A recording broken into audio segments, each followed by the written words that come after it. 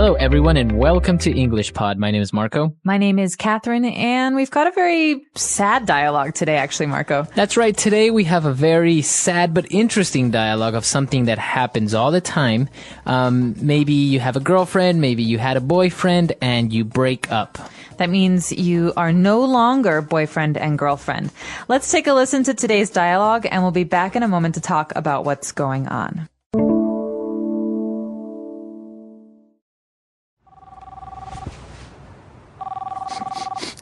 Hello? Hey, do you want to go out tonight? No, I think I'll pass. Mark broke up with me. I feel awful. What? What happened? Just last week you were talking about going on vacation together. I don't know what I did wrong. He said he needed some space to figure things out. He said I didn't do anything wrong, that I'm a great person, just not the one for him. That's so cliche. Mark's not worth your time, Lydia. You deserve so much better. I know we had hit a rough patch, but I had hoped we could work it out next weekend when we both had some time off. I think he found someone else. I had been getting suspicious because he had been spending a lot of time with a coworker. Whatever. He's a jerk. Forget about him. There are many more fish in the sea. Talk about being cliche, Maggie. But you're right. There's no use for me to sulk around. Let's go out tonight. All right, we're back. So obviously this girl, Lydia, is very torn. She's very sad because her boyfriend broke up with her. That's right. She's crying the whole time this dialogue was going on. That's right. So, but she did mention, her and her friend mentioned some interesting things. Why don't we take a look at some of the words they used on Language Takeaway? Language takeaway. So first of all, her friend says, "Hey, do you want to go out tonight?" And what does Lydia say? She says, "No, I think I'll pass." All right, I think I'll pass. I will pass. So what does this verb mean, to pass? So that means she is politely rejecting the offer or the invitation. So no thanks. No thanks. That's basically what it means. I won't go. So, hey, Marco, you want to go see a movie in a couple hours? No, I think I'll pass. I got homework to do. All right, so Marco will not come. That means to decline an invitation. That's right. So that's what it means, to pass. Now, as they continue to talk, they mention some of the problems with her boyfriend, but Maggie said, "Ugh, that's so cliche." So the boyfriend said something, and Maggie thinks that what he said was very, very cliche. So what is something that is cliche? Cliche means something that is said or done very often. It's almost like we would expect it. So like, for example, what's a cliche phrase or a cliche action? Well, in the dialogue, they were talking about ways of breaking up with people. So, for example, it's not you, it's me. Let's break up. So that's a cliche because it's a sentence, it's a phrase everyone always says. It's not maybe not very honest. Okay. Or like a movie cliche would be, a couple, they're getting married, but their parents, the parents of the bride, they're divorced. They hate each other. But then at the wedding, they get back together. They're going to get married again. That's a cliche story. That's right. Because you've heard it before. Right. All the time. It's very common. So something that's very common, something that you would expect, that's a cliche. And a cliche, calling something a cliche is not a good thing. It's usually a bad thing. That's right. Okay. So Maggie goes on to say that, this guy, Mark, her ex-boyfriend, he's not really worth it. She says, "You deserve so much better." Okay, so to deserve is a verb, and it means that you should receive something, or you should expect something. So almost like, in this case, you deserve better. You have earned something better. You're a good person. You should receive you should have a good boyfriend. That's right. So when she says you deserve so much better, she's talking about deserving a better guy, a better man. Or for example, so Marco, you work so hard at school. You're always doing your homework. You really deserve good grades. That means you should receive good grades. Very good. Now, when Lydia said, "Yeah, you know what? I just thought we were having some problems, and we had hit a rough patch." So she's talking about a rough patch. What is that? A rough patch is actually something we talk about a lot in spoken English. It's a way to describe a period of time, so maybe a week or a month, when things are difficult, when maybe you argue with your boyfriend or girlfriend, or when you're sad a lot, or when you're confused. And so a period of time when you're angry or sad with your boyfriend or girlfriend, that's a rough patch. So maybe we can apply a rough patch to another situation, like at work. Maybe you're going through a rough patch at work. That means I'm always busy, I'm always tired, I don't feel happy with my job, I'm going through a rough patch. So it's usually a temporary period of time where things are going bad. It could be a week, it could be a month, it could be a year, Okay. but it's a fixed amount of time. It's not forever. Right. It's just a period. Okay, very good. And Lydia went on to say that, she thought that maybe he was going out with someone else, and she was suspicious because he was spending a lot of time with some other girl. Okay, so to be suspicious is to think that something is happening, but you don't know. So, for example, Marco, I think you've been taking the milk from the kitchen. You are always drinking coffee, and you always take milk in your coffee, and there's no more milk, so I think it was you. I'm being suspicious. I'm thinking that maybe you did something bad or wrong. That I'm guilty. So maybe you're suspicious that someone is stealing the milk, or maybe you suspect or you're suspicious that your next door neighbor is maybe a car thief. Right, so you're very suspicious. That means you're always thinking that this person or someone else is doing something bad. That's right. Okay, so a lot of words there, talking about relationships, talking about cliches. Why don't we go back? Let's listen to the dialogue again, and we'll be back in a bit with Fluency Builder.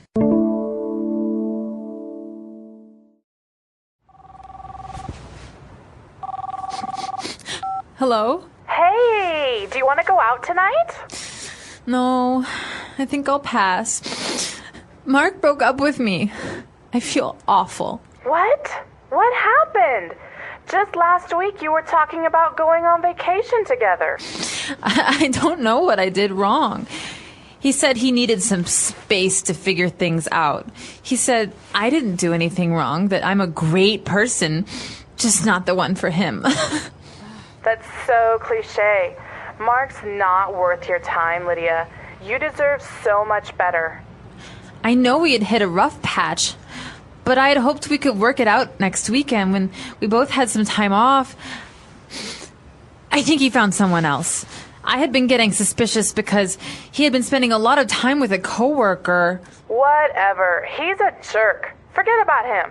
There are many more fish in the sea. Talk about being cliche, Maggie. But you're right. There's no use for me to sulk around. Let's go out tonight. All right, we're back. So now let's take a look at some of those phrases on Fluency Builder. Fluency Builder. All right, so Marco, these are cliche phrases that we hear in English when people are breaking up. Okay, so there's some breaking up phrases, but there's also phrases that you might hear from your friend after you have a breakup. Okay, the first phrase we're going to look at, I think, is to need space. So Right. He said he needed some space. Right, and that's a cliche phrase, as we said, but it means that maybe her ex-boyfriend or Mark needs more space, needs more time to be on his own, or needs more time to do his own things. That's right. So when you're in a relationship, you have a boyfriend or a girlfriend, you're always together. I need some space means I want to be alone. I don't want to be with my boyfriend or girlfriend. Sometimes this is just a small period. Sometimes it's forever. It depends. That's right. So when somebody says that they need space, it means they need a little bit of more time to be on their own, or to be alone, as you said. And also, he had also given her another cliche phrase. Mark said that she is not the one for him. Okay, so the emphasis here is the one. The one, that's right. She's not the one for him. So in English, we often talk about the one, and this means the person that you will marry, the love of your life. Your significant other, your other half. That's right. And so you hope that you will marry the one. But her boyfriend realized, he said, listen, I like you, but you're not the one. Right. You're not the person that I will marry. So this is a phrase you often hear in breakups. So if you're single, maybe you don't have a boyfriend or you're not married, you might say that you haven't found the one. Or yeah, you have a lot of different boyfriends, but you still haven't found the one. That means the one you will marry. That's right. Okay, very good. And now towards the end of the dialogue, Maggie also gives her some advice and said, you know what? Forget about him. There are many more fish in the sea. Okay, so this is a phrase that we often say when we're trying to make somebody feel better. So the person is sad and we want to make them happy. And so there are many more fish in the sea means that there are other men in the world. Okay, right. You're sad. You broke up. I understand. But there are so many other men you could date. So she's trying to say, hey, listen, look at this world. There's so many different options. That's right. So it's the similarity of how in the sea you have so many fish, in the world you have so many men, so don't worry about it. And you can say this about women too. So, for example, if I'm talking to my male friend or my brother, and my brother just broke up with his girlfriend, I can say, hey, listen, there are many more fish in the sea. That's many right. other women. So don't worry about it. Don't worry about it. You'll be okay. And Lydia says, you know what? I think you're right. And there's really no use for me to sulk around. So what does she mean to sulk around? To sulk. Now, this is something that is very visual for me. I see somebody sulking. Their head is low. They're sad. Someone who is sulking often wears their sweatpants or their pajamas. They don't make change. themselves look good. To sulk around means to be in your house, to be sad, to watch TV and eat ice cream. So stop sulking. Don't look sad. Be happy. Right. So to sulk is to act sad and to, be very down. So it's kind of like it's kind of a combination of being lazy and also sad at the same time because Exactly. something bad happened to you. Exactly. And so we often say that in English, teenagers like to sulk. Oh, I'm so angry at my parents. And your parents will say, hey, stop sulking. Go study. That's right. Very good. Okay, so a lot of great phrases here. I think we can go back. Let's listen to this dialogue one last time.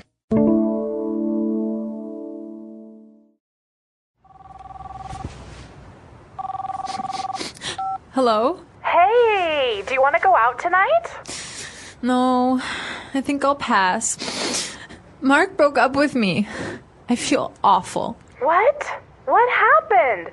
Just last week you were talking about going on vacation together. I don't know what I did wrong. He said he needed some space to figure things out. He said I didn't do anything wrong, that I'm a great person, just not the one for him. That's so cliche. Mark's not worth your time, Lydia. You deserve so much better. I know we had hit a rough patch, but I had hoped we could work it out next weekend when we both had some time off. I think he found someone else. I had been getting suspicious because he had been spending a lot of time with a coworker. Whatever. He's a jerk. Forget about him. There are many more fish in the sea. Talk about being cliche, Maggie. But you're right. There's no use for me to sulk around. Let's go out tonight. All right, so talking about breakups, these cliche lines, and well, Maggie's obviously upset. What other cliche lines or breakup phrases have you heard apart from "It's not you, it's me," "You're just not the one," I need some space. "I need some space." I think of you more like a friend, because there's like a boyfriend or girlfriend, but then there's a friend. And so, listen, I like you, but I think of you more like a friend. Yeah, I think that's a typical one, especially if you're asking someone out on a date. They might say that, oh, I really like you, but I see you more as a friend than anything else. So there's another one that's very popular. Sometimes you hear people say, I'm just not ready for a relationship. And that's also a cliche line. Or I'm not ready to commit. I'm not ready to commit. Yeah. And it's interesting because I think breaking up is one of the hardest things that people can do. And I think maybe this is why you just use one of these phrases that are so popular and common, because I guess it's kind of a good way to explain in very soft terms what you want to say and to break up with someone. That's right. And I think that sometimes people are afraid to make the other person sad. And so they say these things that are very, general, like it's not you, it's me. Right. But sometimes this makes the other person even more sad because they don't understand why that they're breaking up. So What about breaking up over the telephone or breaking up with a letter? oof. Generally, at least in America, we say that breaking up over email or letter or phone is not a good way to end a relationship. It's very cold. It's very cold. So the other person would be very angry if that happened. That's right. You just want to see the person and say, listen, let's have a conversation. Let's talk about this Right. face to face. Okay. So this is actually very interesting because as we say, maybe in other countries or in other cultures is not really a negative thing to break up over the phone or maybe send an email saying, you know what, I don't want to see you anymore. Right. So I'd be very curious to hear about you guys and your cultures and what happens when people break up where you live. So let us know. Our website is englishpod.com. We hope to see you there. And of course, we hope that you haven't had any very bad breakup experiences. But if you're comfortable sharing, we'd like to hear about your culture and your background. All right. So we'll see you guys there. Bye. Bye.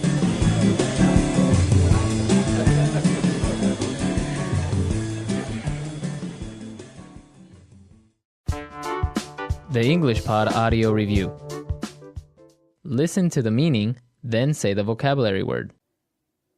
End a romantic relationship. Break up. To deliver or express in speech. Talk about. Think about something until understand. Figure things out. A saying or idea that is overused. Cliché. Go through a difficult time. Hit a rough patch. Solve. Overcome. Work out. Let's try that faster. Solve. Overcome. Work out. Go through a difficult time. Hit a rough patch. Think about something until understand. Figure things out. A saying or idea that is overused. Cliché. End a romantic relationship. Break up. To deliver or express in speech. Talk about. Now say the word and hear it in a sentence. I think I'll pass on the broccoli. Cindy said she would pass on the offer.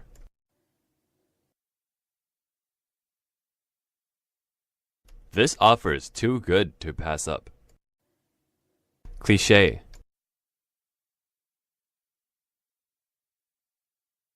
The things he says are very cliché, but very sweet.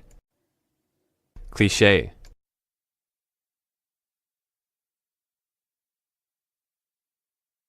Even though it may seem cliché, I truly believe that love is blind.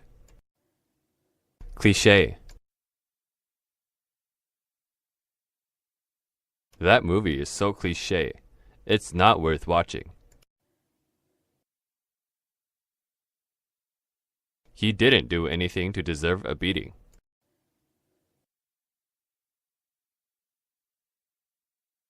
I've worked really hard.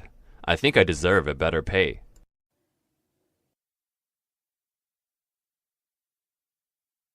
This is such a nice gift. I don't deserve this.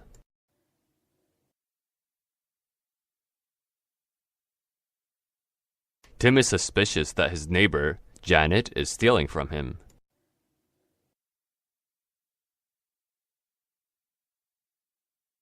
You can't have a healthy relationship if you're both so suspicious of each other.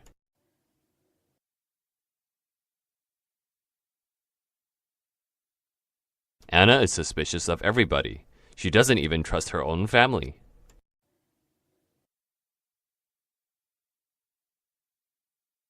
Bobby is sulking because his mom won't let him eat dessert.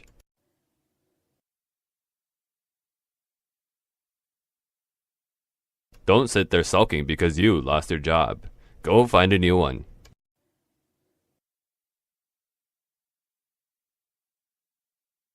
Sammy is very obedient. She does all her chores and never sulks.